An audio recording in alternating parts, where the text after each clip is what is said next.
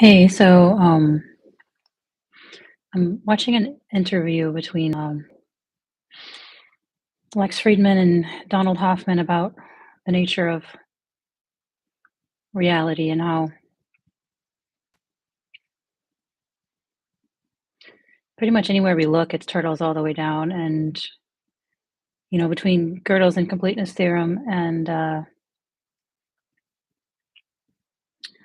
different physical theories blowing holes in the idea of space and time, such that, and even entropy, such that basically everything we think we see,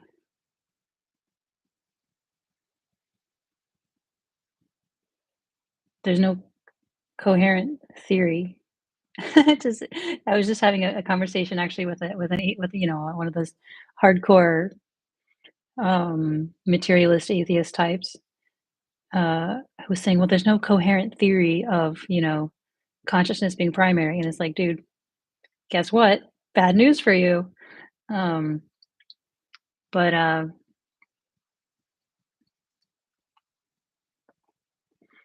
anyway, they're talking about the fact that there's really no bottom to there is no bottom to this. All of the stuff that materialists scoff at, who say like, "No, no, no, we'll figure it out. We'll find the grand unified theory," as if like even if you do find a mathematical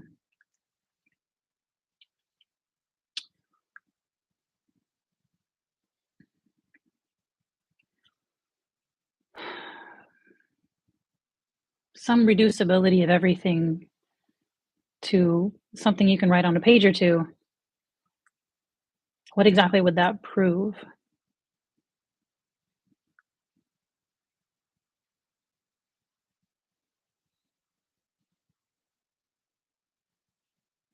I don't know. Um, that discussion is probably well above my pay grade. Uh, but my point is that, yeah, it is endless, bottomless, boundless. Even in this universe, such as it is, between quantum indeterminacy and chaos, which means sensitive dependence on initial conditions, which means even if you try to recreate something, even if it was in a deterministic way, like it's there aren't really words for how astronomically impossible it would be to get everything to the same conditions ever again. And even if you got close, it wouldn't matter that much. So, yeah, there's no, of course, within the space of infinity,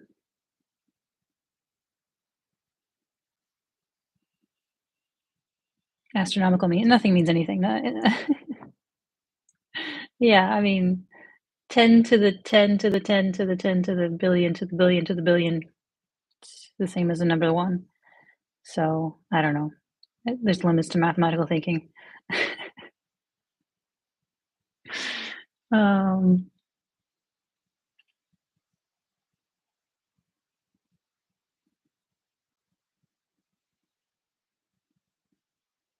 anyway, point being, my little life, any little life, it's such a tragic and beautiful combination of disposable and precious. I mean, 50,000 lives can be blinked out with an earthquake. A million lives can be blinked out with a famine. You know,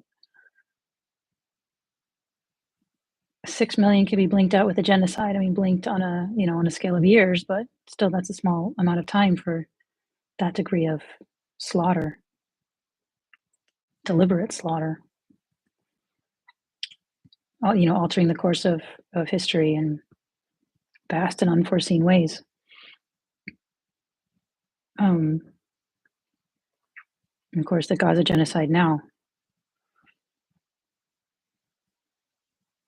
It seems like because it's so in our faces, because it's so current, and because we're so responsible for it,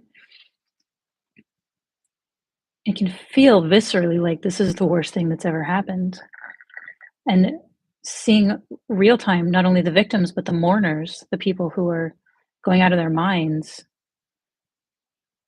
watching their homeland be and their families and their friends and their neighborhood and their just everything be demolished and there's no end in sight.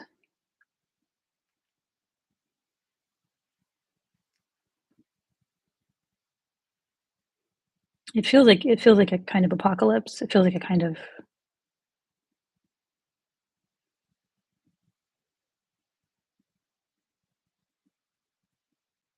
I mean, it's unbearable. It's just unbearable. And yet somehow life is going on for most of the world relatively normally. And then you think of all the injustices and atrocities and famines and environmental devastation happening all the time. I mean, in so many places while life goes on. Somehow it's easier to compartmentalize that because it's just not so in our face. It's not so sort of concentrated. It's not so self-evidently evil and gleefully evil, like putting TikToks gloating about it evil. Although the ruling class of the United States is getting more and more like that, to be honest.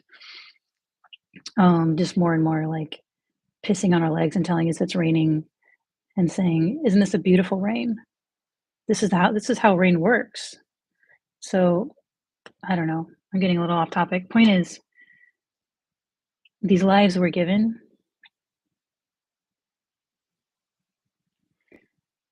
On the one hand, it doesn't matter. It's a blink in the span of infinity, and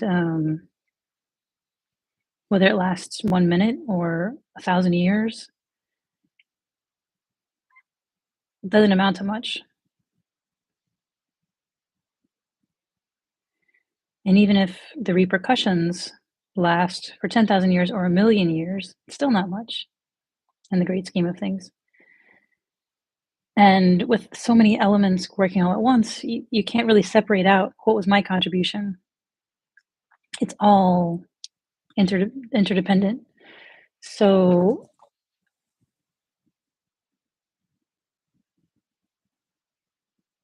so this life that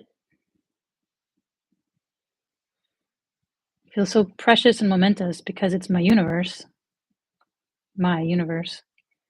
and also so vastly insignificant because I know I can get hit by a car tomorrow and that's it. And so many people are hit by so many things and that's it, even before they take their first breath in many cases.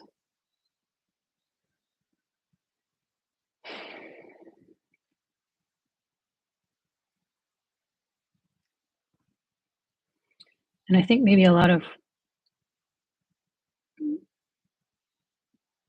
I mean, when you're a kid, your coping mechanisms are very human, you know, it's about not being seen, not being validated, not feeling welcome and worthwhile. I mean, it's very human scale when you're a child. As you get older, if you have any intellectual or philosophical curiosity, you see the disposability and the preciousness of life, and both are extremely,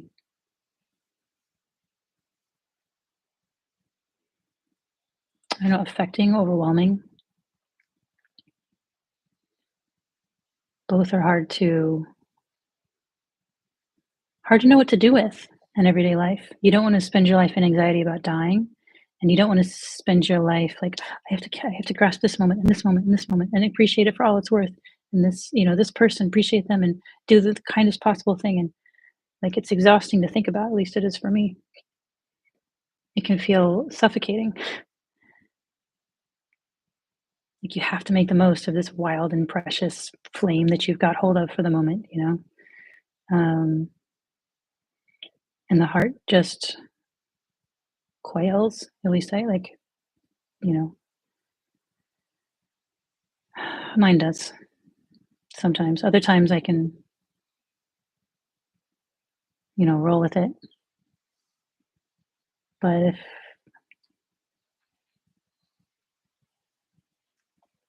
it can certainly feel like a big responsibility. It can feel like a big, and like something you're bound to fail at because you're this fallible little human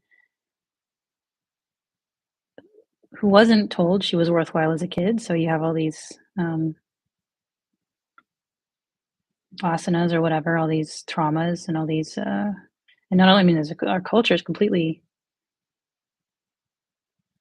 screwed up so that I have a lot of conditioning toward defensiveness and judgment and fear.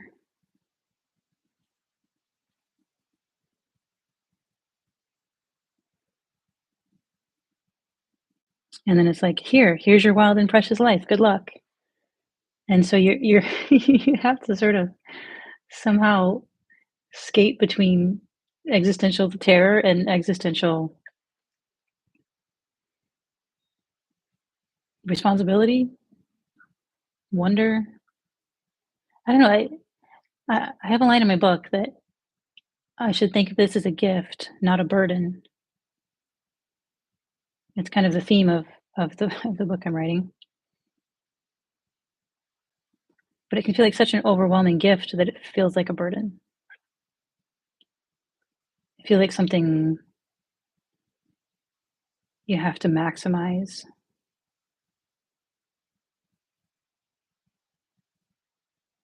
and also something you can lose in an instant. So what's the fucking point of maximizing it?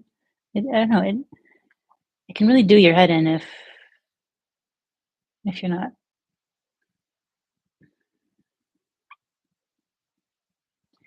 I don't know. I guess the point is, it's incumbent upon us to grapple with that and not just push it away. And most humans push it away or kind of gloss over it with, oh, here's my wisdom on a pillow. I'll live, laugh, and love, and love and light to everyone, or whatever. And that can be great, and that can be the best option in some cases. I believe me, I'm in no place to judge anybody, um, because I can get so into my head about things that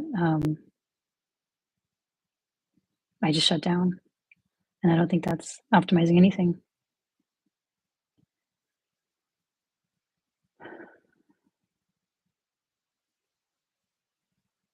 Yeah, it's doing something funny to the energetics. I mean, there's been a lot of melting iceberg of ancient emotional sewage lately, and even with things like trying to practice earnestness, which goes so against our conditioning that it can just be viscerally painful, almost nauseating, because it's like, no, earnestness, that's for fools. That's for weirdos. That's childish. That's going to get you killed. That's going to get you bullied.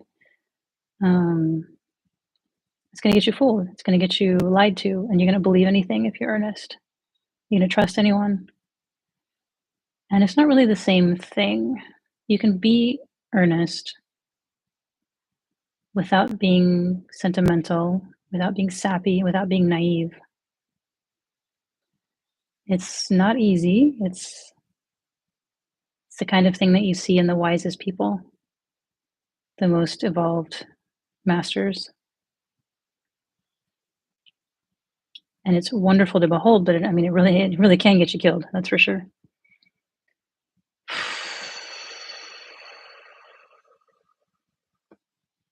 I'm thinking of Martin Luther King Jr., as one example, but there are many.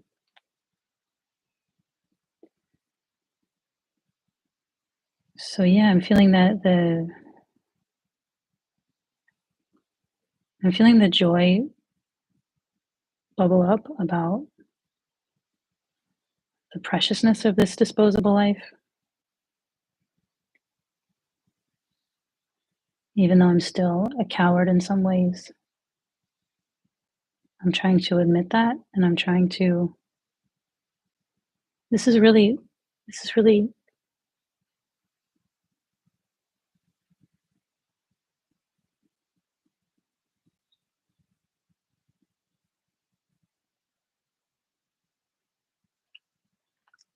what I want to get to. I think this is what spirituality is about in the end. It's about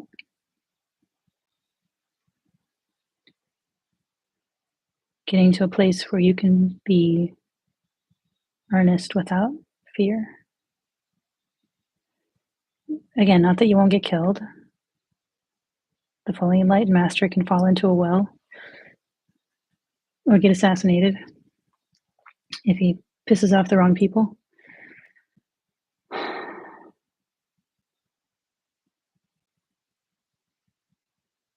I mean, the powerful play goes on. You know that the difference between a year and 100 years is not the measure, not the truest measure.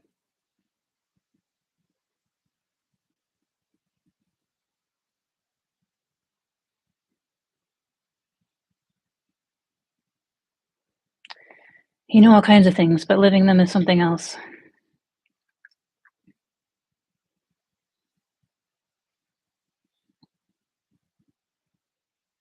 So I'm trying to be open with myself about how hard and how fundamental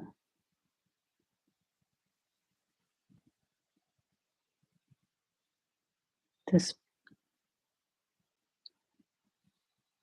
preciousness and nothingness of life. I mean, not nothingness, but you know what I mean, like preciousness and minuteness. And then add to that the vastness of the present moment and feeling that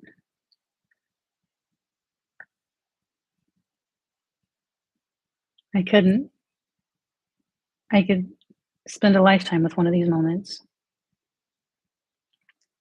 And it's just moment after moment after moment after moment. It's like it's intense.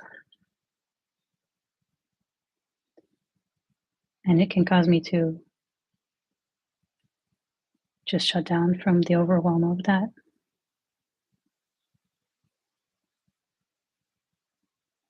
Because there's a thought, I need to optimize this, but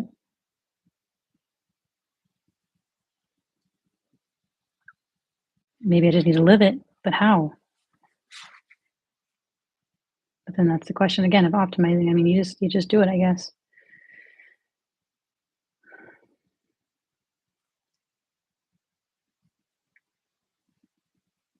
You know, the touch of this soft robe, even the way that I fold laundry,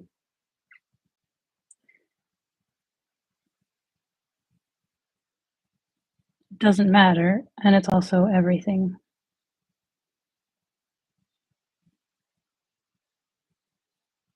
It's part of everything. It's the universe experiencing itself. It's somethinging,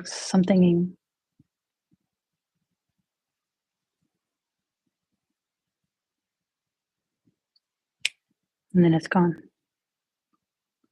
Every second it's gone.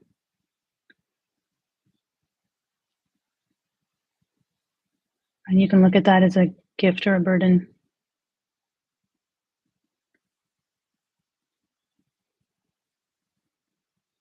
my system is doing a lot of energetic movement, a lot of adjusting.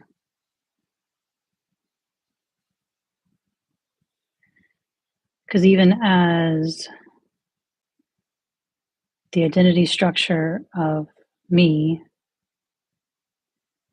crumbles little by little,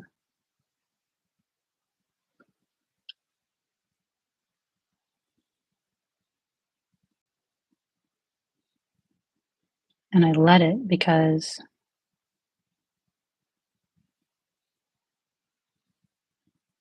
I intuit, and I've also been told that I've gone too far to turn back now. Um, and because I intuit and I've been told that it's what I actually want.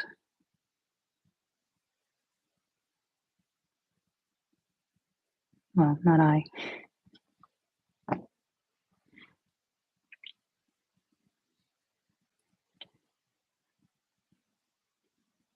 It's what I want in the sense of that's what a seedling wants to go toward the sunlight. It's just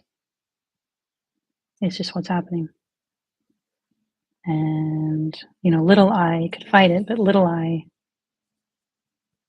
don't know, little I is even that is like a bunch of different parts with different agendas.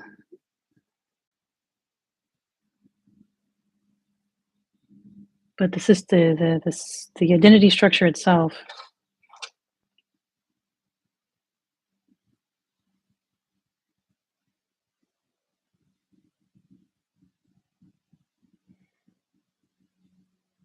is not really struggling.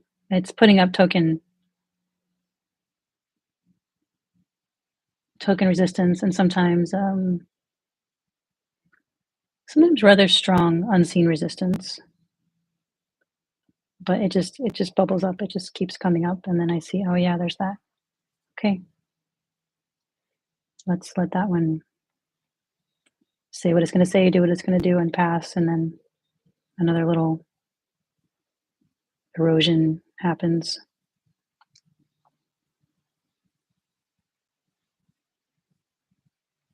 And I've been kind of isolating lately because it's really uncomfortable and nothing else seems very interesting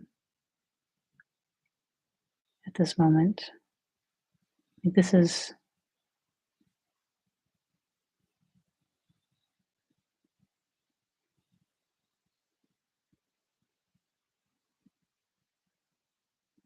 making the most noise. This is pulling the most strongly. And it can be guilt inducing because I do have two kids and of course I spend time with them, but um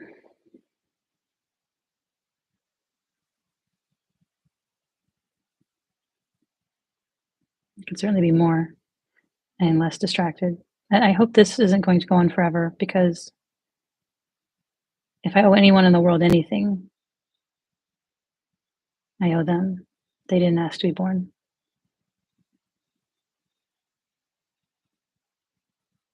I mean, I'm doing the best I can to triangulate my own growth and their needs. And another thing that feels like I need to figure out how to optimize, give me a calculate, what do you call it?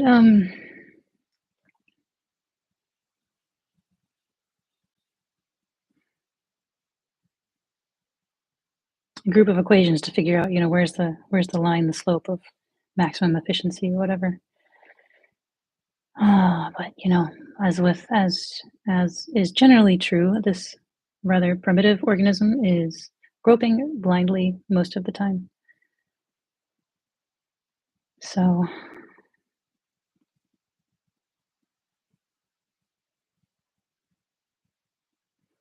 but yeah, that sense of the preciousness, the pristineness of this, because I realized it was just yesterday or 2 days ago that one of the deep elements of my identity structure is the word squalid. Basically, like there's something about me that's not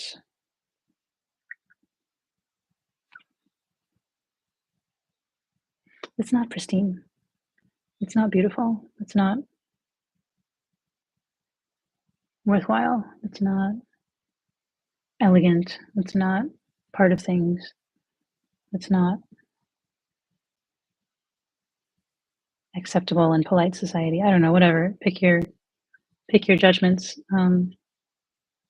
But yeah, there's a deep, deep sense, and that's a lot of the really uncomfortable feelings that I've been passing through lately have been that sense of squalidness trying to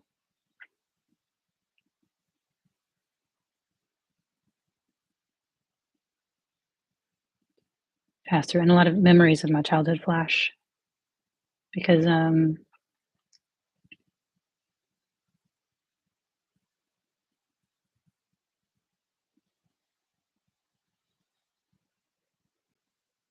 yeah, there's a deep fear of being from a bad family, divorce, poverty,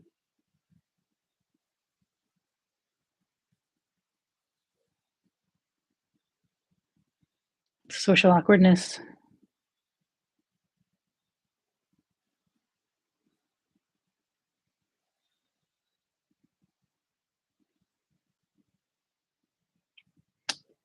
They can make you terrified that you're one of those families. It's just like no good. One of those people who is an untouchable.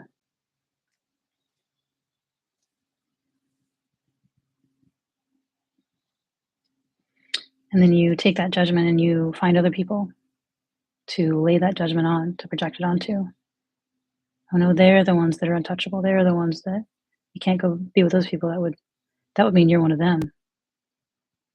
And it's really, really sad and really awful. And it's really, I guess, painful that those things are still sticking around in my body. It's easier to pretend they're not, but it's also futile to pretend they're not. I mean, it's counterproductive because the more I pretend they're not, they, the more I can't do anything with them. I just pretend they're not there, and so they stay.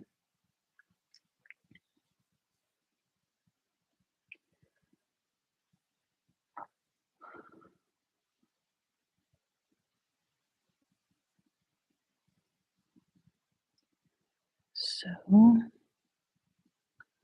those are today's philosophical musings in my bathrobe. I hope you all have a wonderful new year and a beautiful 2024.